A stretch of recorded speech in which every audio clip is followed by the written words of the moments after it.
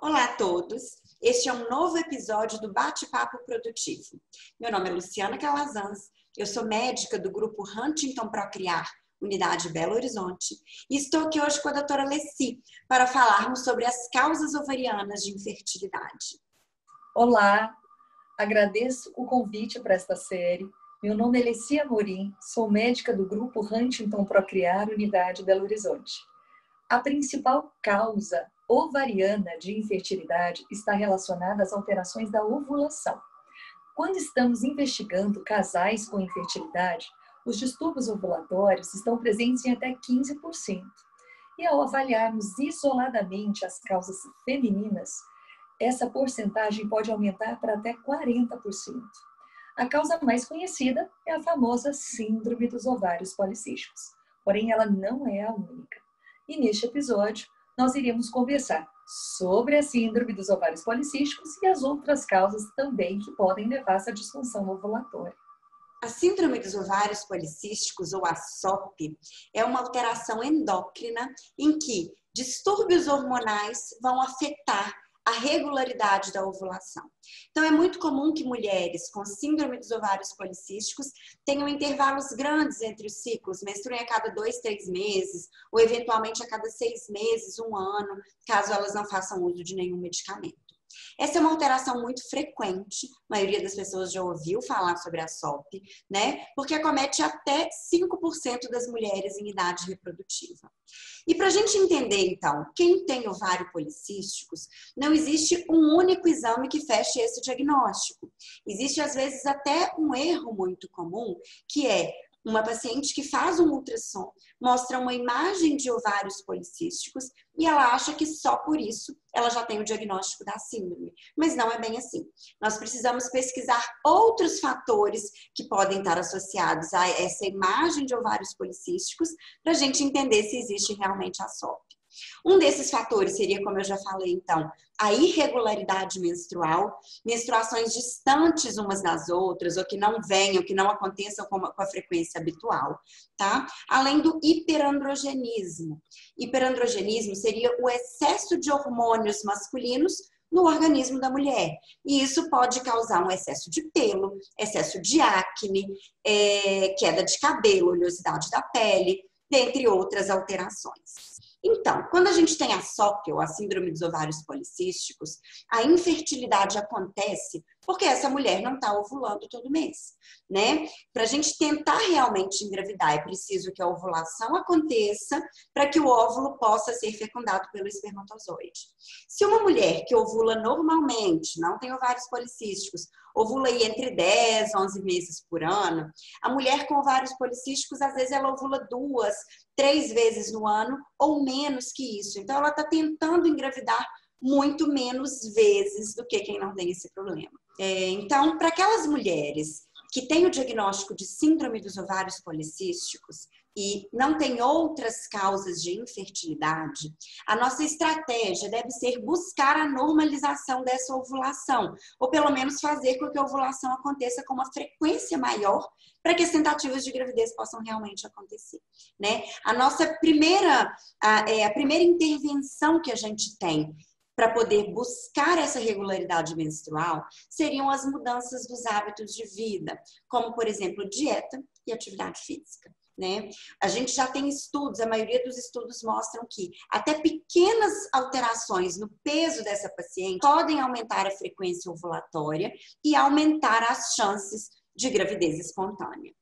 Mas não é para todo mundo que apenas dieta e atividade física vão funcionar para poder restabelecer as menstruações. Quando isso não acontece com essas intervenções iniciais, a gente pensa na indução da ovulação. Indução da ovulação é a gente utilizar alguns medicamentos para fazer com que essa paciente ovule mais frequentemente. Existem alguns tipos de remédios diferentes que podem ser usados. A gente tem alguns que são usados por via oral, como, por exemplo, o letrozol e o clomifeno. A gente tem medicamentos injetáveis, que são as chamadas gonadotrofinas, mas todos têm o mesmo objetivo, que é estimular o ovário da paciente a crescer um folículo e liberar um óvulo. Para a gente ter certeza que isso está acontecendo, a gente acompanha essa paciente por ultrassons seriados, vai vendo o desenvolvimento desse folículo e quando a paciente está perto de ovular, a gente orienta que o casal deve ter relação sexual. Esse tratamento é o que a gente chama de coito programado. E para a maioria das pacientes com SOP, que mais uma vez não tenha outros fatores de infertilidade, a indução da ovulação vai levar à gravidez. Ainda assim, vão existir aqueles casos em que a gente faz mudança de atividade física, induz a ovulação e a gravidez não acontece. E aí, para esses casos específicos, ou para aqueles casos em que temos outros fatores de infertilidade, como alteração das trompas, alteração do sêmen, o médico pode precisar indicar outros tratamentos, como, por exemplo, a inseminação intrauterina ou a fertilização in vitro. Muito bem. Então, a gente entendeu um pouquinho como funciona essa síndrome dos ovários policísticos. Para aquelas pacientes em que a síndrome, a gente não fecha critério para ela, então a paciente ela não tem todos os critérios necessários para se fazer o diagnóstico, a gente tem que pensar em outras causas que possam estar simulando ou parecendo ser, ou mesmo para aquelas pacientes que tenham outros sinais ou sintomas. Então, vamos pensar um pouquinho qual é a outra possibilidade. A gente pode ter alterações também na nossa glândula da tireoide. A tireoide, ela tem uma associação ali com esse ciclo ovariano normal. Se existe uma alteração na secreção de um hormônio produzido no cérebro que estimula a glândula da tireoide, chamado de TSH, pode ocorrer alguma alteração ovulatória. Quando a secreção do TSH está baixa, a gente tem o que a gente chama de hipertireoidismo. Quando essa secreção está alta, a gente chama de hipotireoidismo. Essas alterações, além de comprometer a nossa ovulação, elas também podem comprometer a gestação e a saúde do bebê. Então, a gente já entendeu o que isso pode acontecer e agora como é que a gente faz o diagnóstico? Então, a gente vai dosar o TSH. Vindo alterado, nós vamos ter que buscar causas, né? Por que será que isso está alterado? Pode ter uma associação com alguma alteração ali, ou nós vamos para o tratamento. Normalmente, a gente faz um acompanhamento multidisciplinar e o endocrinologista, que é um médico especialista em glândulas, né, vai nos ajudar aí na condução dessa patologia. Na grande maioria das vezes, a restituição da ovulação e dos ciclos regulares, ela acontece de forma tranquila. Outra alteração que a gente também pode ter, um pouco menos comum, é a alteração da prolactina. A prolactina é um hormônio também produzido ali no nosso cérebro, que pode alterar a função ovariana.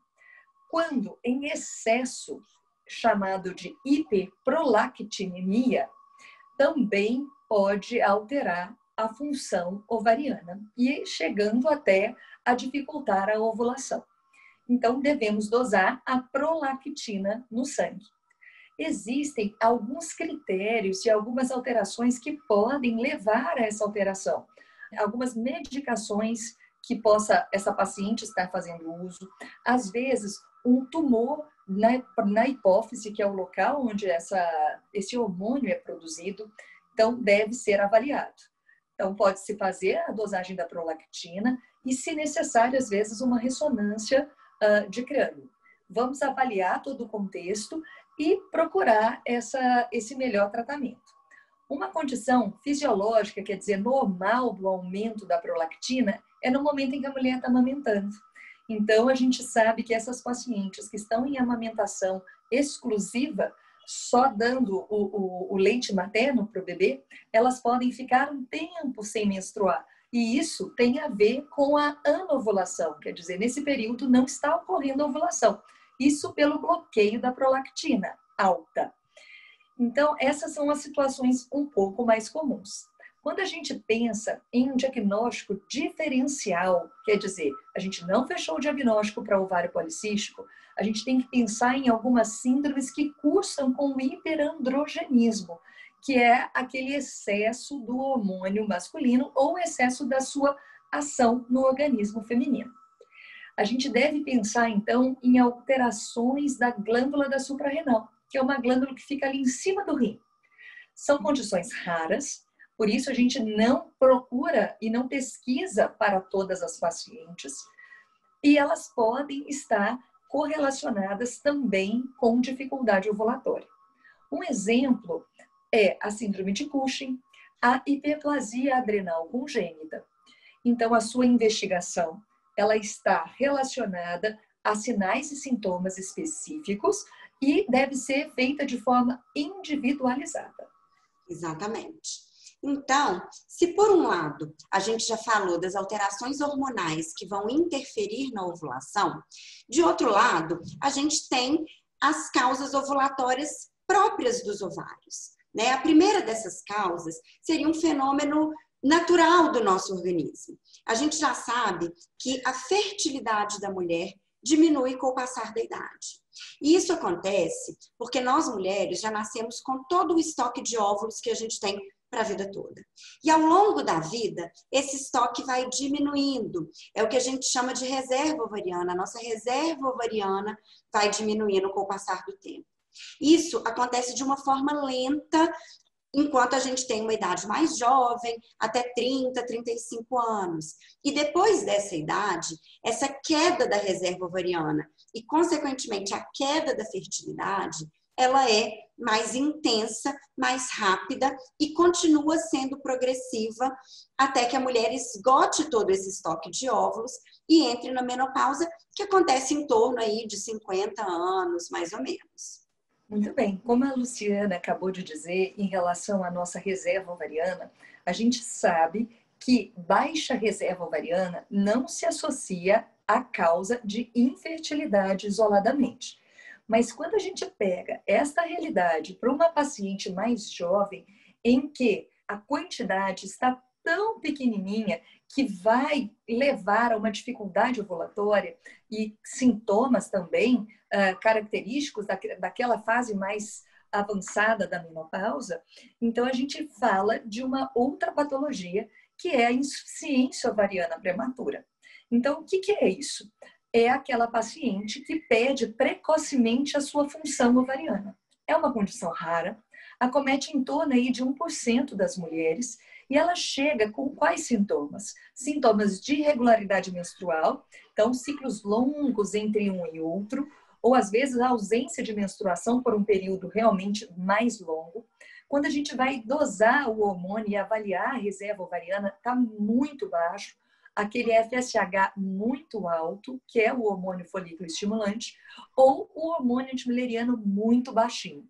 Além disso, a gente tem a associação de sinais e sintomas, que são aqueles sintomas característicos da menopausa ou pré-menopausa, que são os fogachos, aqueles calores em que a paciente sente mais do tronco e face, insônia, labilidade emocional, às vezes até um pouco de depressão associada. Então, essa insuficiência ovariana, ela pode levar à causa de infertilidade, porque ela leva à anovulação. E lembrar sempre que é naquelas pacientes abaixo de 40 anos. E pode haver o comprometimento da ovulação, levando então à infertilidade. Bom, pessoal, hoje nós falamos sobre as principais causas ovarianas de infertilidade. E é isso. Eu agradeço o convite e agradeço a participação de vocês. Foi um grande prazer e até a próxima.